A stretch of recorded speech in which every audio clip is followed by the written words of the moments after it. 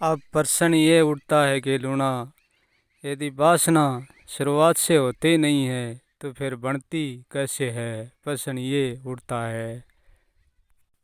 यहाँ हर चीज़ का एक समय होता है लूणा। जो भी चीज़ यहाँ उठती है अपनी ओर से, वह अपनी ओर से ही विदा होने के लिए, तिरपित होने के लिए तैयार रहती है।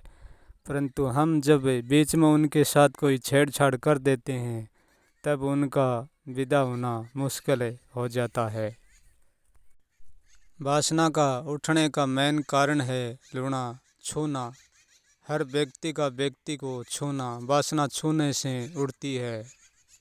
क्योंकि हमारा जन्म वासना से ही होता है और छूने से ही होता है। यदि हम नहीं छुएंगे तो हमारा कोई जन्म नहीं होगा। क्योंकि हमारे माता पिता के पास वासना होती है और हर व्यक्ति के पास वासना होती है। जब हम जन्म लेकर बाहर आ जाते हैं तो माता के और पिता के सानिध्य में रहते हैं, तो माता को हर पल छूते हैं और लोग भी हमको हर पल छूते रहते हैं। क्योंकि 8-9 साल तक हर प्रकार हर प्राणी हमको छूते रहते हैं और हम भी हर प्राणी को छूते रहते हैं। जब तक हम बच्चे रहते हैं तो किसी न किसी के सहारे सोते हैं और किसी न किसी की गोद पर रहते हैं और किसी न किसी की अंगुली पकड़ते हैं। हमारा छूना जारी रहता है और यहाँ की हर एक चीज़ में, हर एक कण कण में वासना विद्यमान है। जब हम 8-7 साल के हो जाते हैं तो उनके बाद छूने से हमारी वासना धीरे धीरे सक्रिय हो जाती है। क्योंकि वह छूने से हो जाती है। 8-7 साल में बाद धीरे धीरे छूने से जागती रहती है और हमको पता भी नहीं चलता भीतर के हमारे पास वासना होती है क्या नहीं होती है।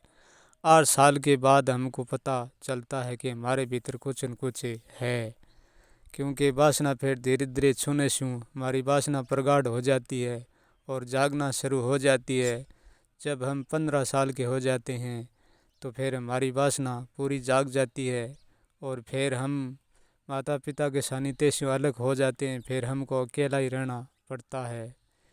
इसलिए छूने से वासना प्रगट होती है और छूना इस दुनिया में कोई कोई का नहीं रोक सकता। छूने बिना हमारा जन्म भी नहीं होगा। इसलिए वासना हर वस्तु में है। वासना को कहीं तरफ भी रोका नहीं जा सकता। क्योंकि हम जिस चीज़ को छूएंगे उसमें ही वासना है। हम तन से ही वासना को छूएंगे और मन से ही वासना को छूएंगे। यदि बच्चे को जन्मते ही किसी वासना त्यागी पुरुष के साथ हम छोड़ देते हैं और उस बच्चे का पालन पोषण जो त्यागी पुरुष है, वासना से रहित है, वो पुरुष भी जे बच्चे का पालन पोषण करे तो भी वासना उस बच्चे को नहीं छोड़ पाएगी। क्योंकि संसार के सारे भोजन में वासना है। हर हार में, हर भोजन में वासना है। हर सांस में वासना है। हर चिंतन में वासना है। क्योंकि जन्म ही वासनाओं से होता है तो भला वासना को कहाँ छोड़ेंगे, कौन छोड़ सकता है। क्योंकि जीवन का दोनों पलड़ा वासना का ही, चाहे अच्छा हो चाहे बुरा हो। क्या बुराई से उठकर हम अच्छाई के पलड़े में आ जाएंगे तब हमारा वासना कोई पीछा थोड़ी नहीं छोड़ देगी। नहीं, फिर भी वासना हमारे पीछे जारी है। क्योंकि फिर हम अच्छाई की वासना में लग जाएंगे, बुराई की वासना तो छोड़ जाएगी और अच्छाई की में लग जाएंगे। तो यहाँ होता क्या है, बुराई के पलड़े से उठकर अच्छाई पर आ जाओ और अच्छाई के पलड़े से बुराई में चले जाते हैं।